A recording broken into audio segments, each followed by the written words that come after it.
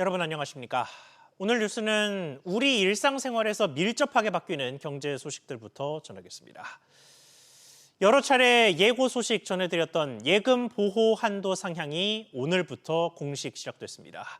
5천만 원에서 1억 원으로 2배가 되는데 정확한 보호의 범위와 함께 이 제도 시행으로 인한 시장 판도 변화까지 짚어보겠습니다. 이한승 기자, 그러면 이제는 1억 원까지는 안심해도 되는 거네요.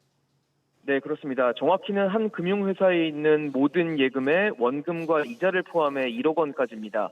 예적금뿐만 아니라 보험계약 해약 환급금이나 증권사 투자자 예탁금 등과 같은 원금 보장형 상품도 보호됩니다. 퇴직연금과 개인 종합자산관리계좌 ISA는 예금과 같은 보호 상품으로 운용되는 경우에만 보호받을 수 있습니다. 펀드와 같은 금융투자 상품과 증권사 자산관리계좌 CMA 등 운용 실적에 따라 지급액이 달라지는 금융상품은 보호되지 않습니다. 네, 그러면 금리가 상대적으로 더 높은 곳으로 자금이 이동하는 머니 무브 가능성은 없을까요? 가능성은 있지만 아직 잠잠한 상황입니다. 금융당국은 지난 2023년 국회에 제출한 자료를 통해 보호 한도를 1억 원으로 올렸을 때 저축은행 예금이 최대 25% 증가할 것으로 추정했습니다. 저축은행 수신잔액이 100조 원 안팎이라는 점에서 25조 원가량 불어날 수 있다는 의미입니다. 최근 1년 만기 정기예금을 보면 은행 금리가 2% 중후반대인데 저축은행이 3%대 초반에 불과해 머니무브 가능성이 낮다는 전망도 나옵니다. 하지만 예금 만기가 집중된 4분기 대규모 자금 이동 가능성이 있기 때문에 금융당국도 지속적으로 모니터링한다는 입장입니다. 권대영 금융위 부위원장은 보호한도 상향으로 두기 두터워졌으니 자금을 적재적소로 흘려보낼 수 있는 생산적 금융의 핵심 플레이어가 되어달라며 금융회사들에 당부했습니다. SBS 비즈 이한승입니다.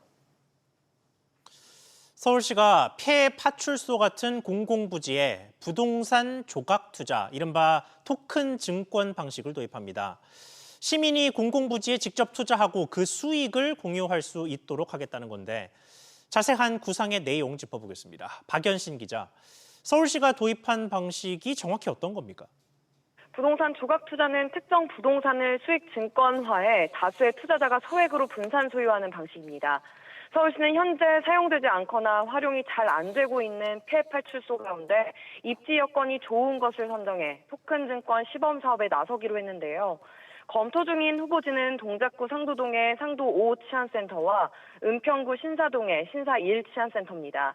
이를 위해 서울시는 지난 28일 부동산 수익증권 유통 플랫폼을 운영하는 루센트블록과 협약을 맺고 공공자산 토큰화 사업 공동 추진과 시민 대상 정보 지원, 정책 제안 등에 협력하기로 했습니다. 자, 그러면 시민 입장에서 봤을 때 치안센터 부지에 투자한 뒤에 어떻게 수익을 받습니까?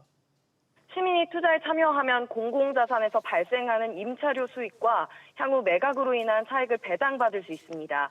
이렇게 모인 자금으로는 도심형 미니 창고 같은 소규모 활용 사업을 추진해 노후화된 시설을 개선하고 지역에 필요한 공간을 공급하게 되는데요. 또 시는 공공자산을 신탁과 공모를 하면서 세입 증대와 자산의 활용을 재고할 수 있게 됐다고 설명했습니다.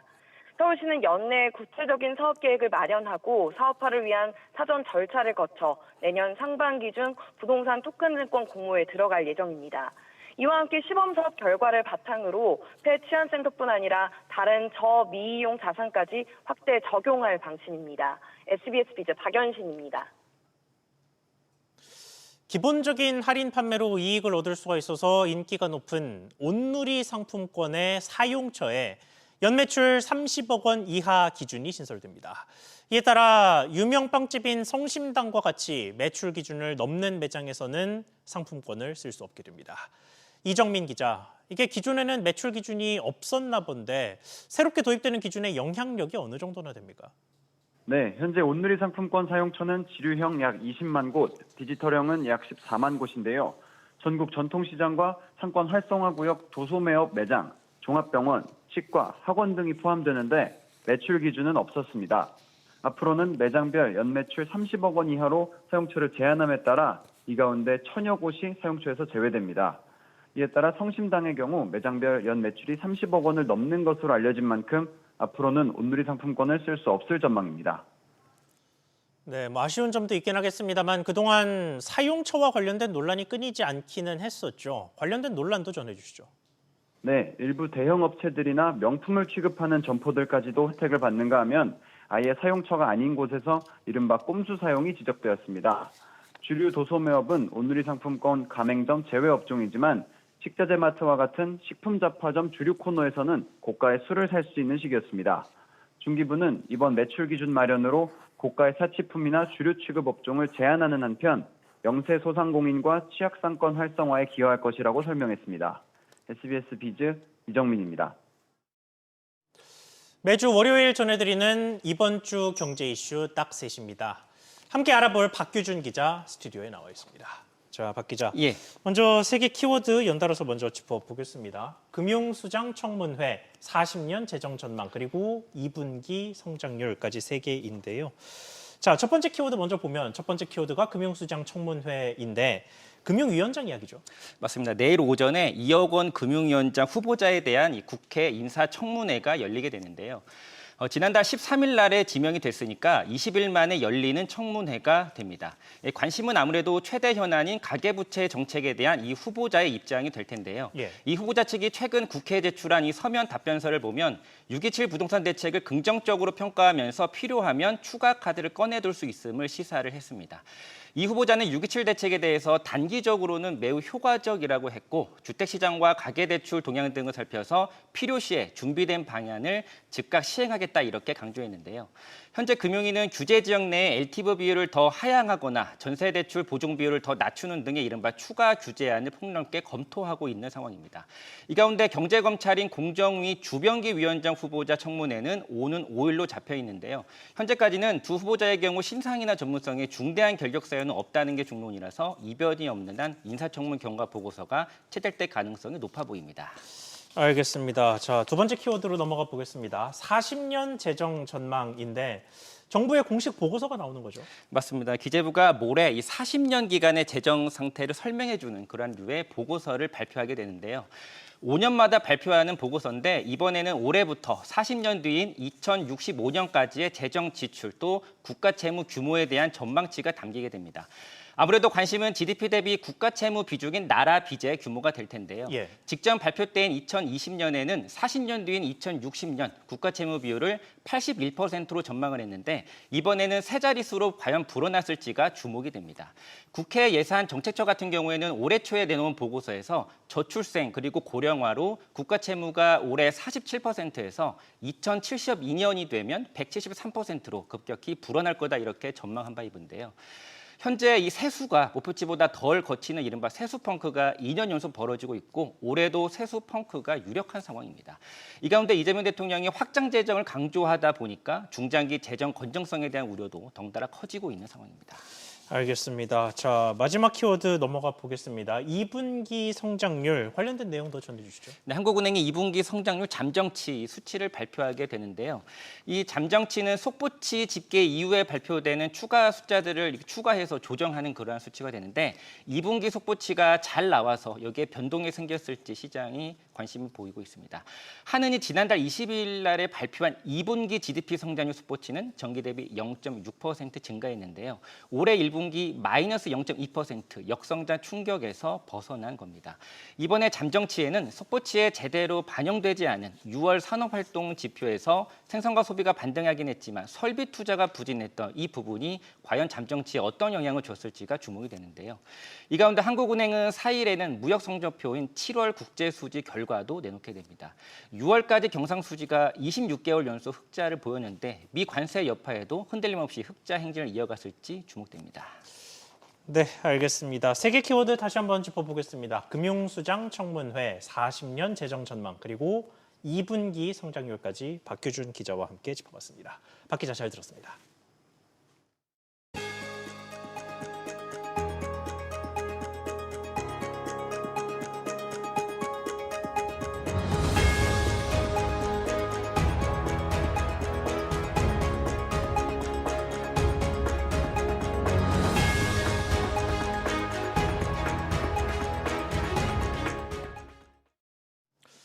적은 급여로도 열심히 일한 저소득 근로자를 대상으로 지급되는 근로장려금의 신청이 시작됐습니다. 올해 연간 장려금 중에 상반기분을 받게 되는 건데 자세한 신청 기간과 대상, 기준 등 짚어보겠습니다. 엄하은 기자. 네, 엄하은입니다. 네, 일단 제일 중요하게 언제까지 신청해야 됩니까? 국세청은 오늘부터 15일까지 올해 귀속 상반기분 근로장려금 신청을 받습니다. 신청 대상은 상반기에 근로소득만 있는 134만 가구입니다. 신청한 장려금은 요건 심사 후 가구당 최대 115만 원가량 12월 말에 지급될 예정입니다. 가구원 전체 재산 요건은 2억 4천만 원 미만이어야 하며 부부 합산 소득 요건은 맞벌이 가구의 경우 600만 원에서 4,400만 원 미만, 꽃벌이 가구는 4만 원에서 3,200만 원 미만입니다.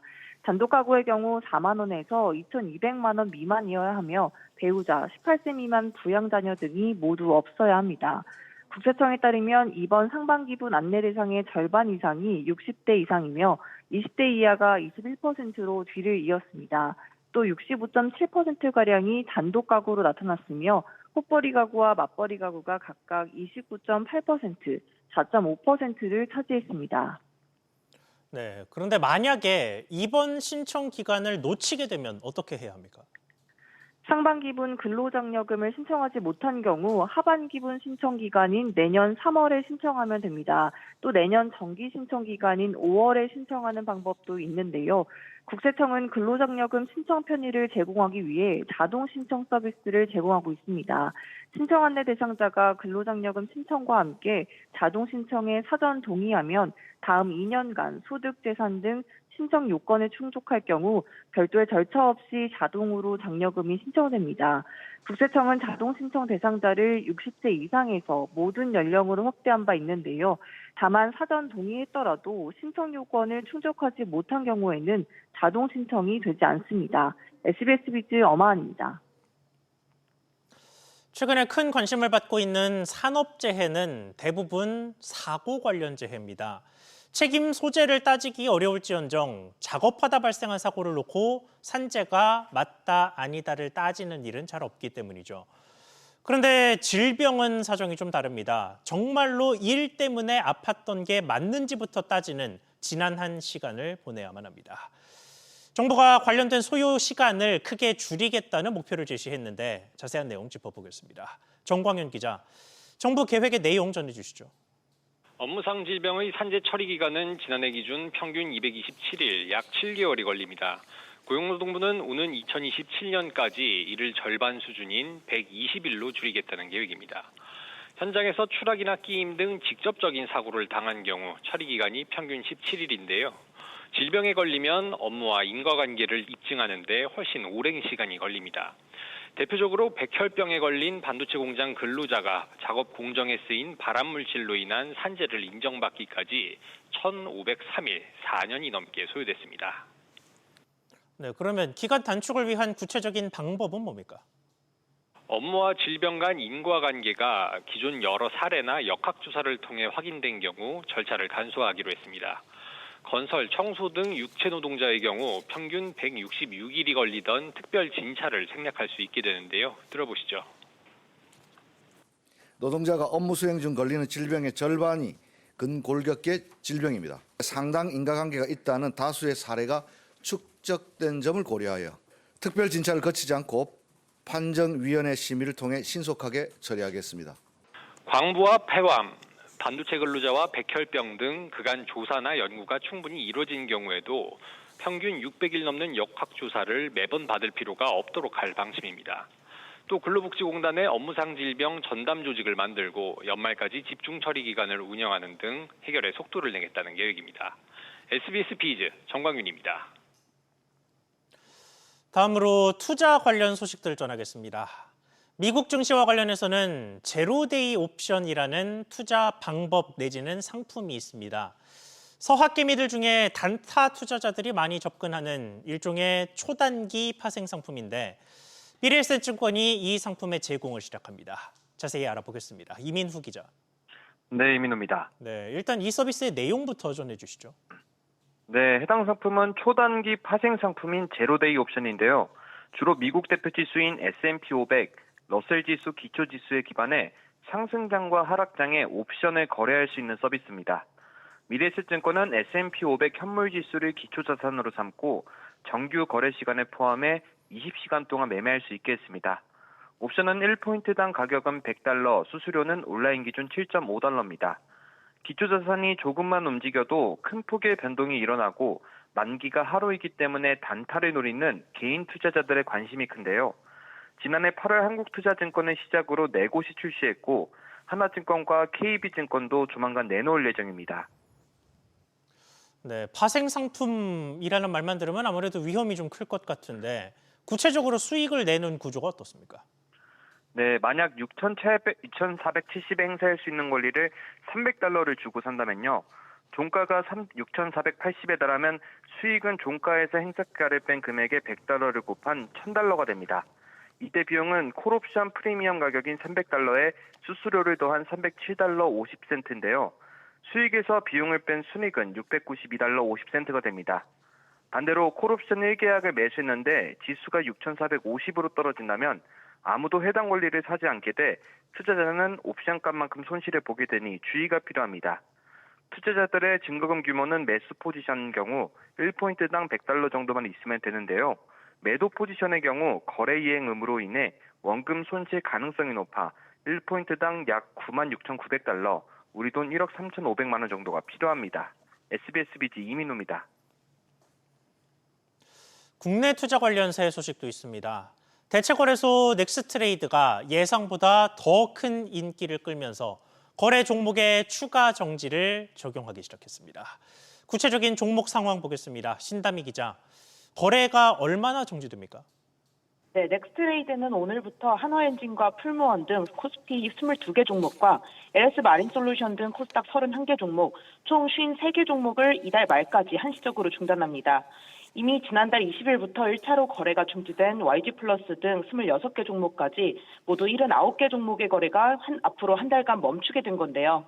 이에 따라 프리마켓과 애프터마켓을 이용하는 투자자는 주식을 매입하거나 보유주식을 파는 데 어려움이 겪을 수 있어 거래 중지 대상 종목을 사전에 확인해야 합니다.